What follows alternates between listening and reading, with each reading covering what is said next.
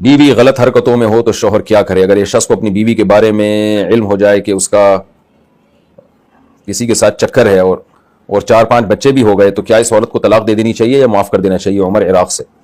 देखें, बच्चे तो शौहर ही के कहलाएंगे, क्योंकि अलवलदु लिल फिराश हदीस में आता है कि जब किसी की बीवी के यहाँ बच्चा पैदा होता है तो वो उस बीवी के शौहर ही का कहलाता है।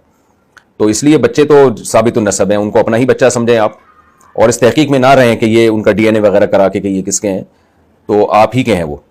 उनके बारे में शक ना करें, बच्चों के फ्यूचर को तबाह ना करें। बाकी ऐसी खातून जिसका किसी से गलत चक्कर हो, तो जब पता चले तो शरन जायज़ है उसको तलाक देना, बल्कि बेहतर है कि उसको छोड़ दिया जाए। अगर कोई माफ़ कर दे और गालिब गुमान हो कि बीवी ने तौबा कर ली है तो सुभान अल्लाह, बहुत अच्छी बात है। लेकिन अगर उसको गालिब गुमान ना हो ऐसा, तौबा से हर गुनाह माफ़ हो जाता है। लेकिन अल्लाह को तो पता होता है कि तौबा दिल से की है या नहीं की, शौहर को तो नहीं पता होगा ना दिल से कर रही है या ऊपर ऊपर से कह रही है। तो अल्लाह तो दिलों के हालात जानता है, वो जब कोई दिल से तौबा कर ले माफ़ कर देगा।